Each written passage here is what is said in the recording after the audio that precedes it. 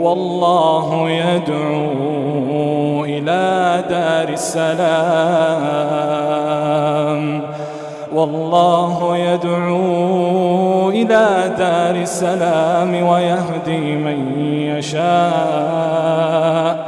ويهدي من يشاء إلى صراط مستقيم.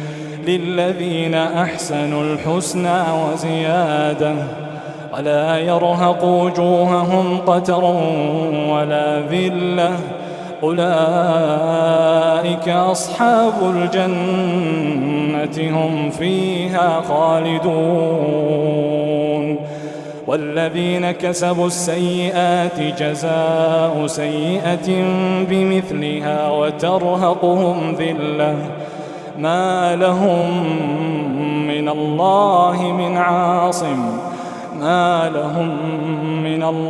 من عاصم كأنما أغشيت وجوههم قطعا من الليل مظلما، أولئك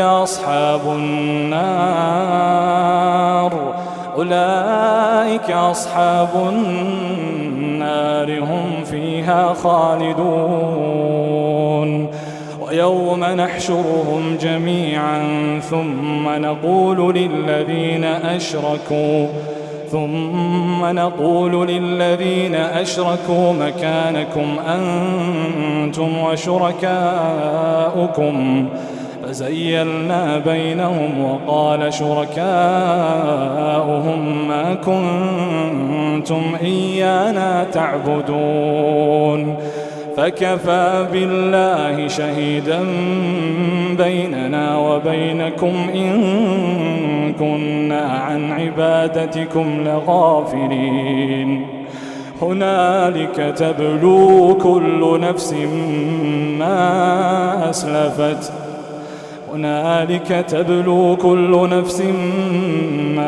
أسلفت وردوا إلى الله مولاهم الحق وضل عنهم ما كانوا يفترون.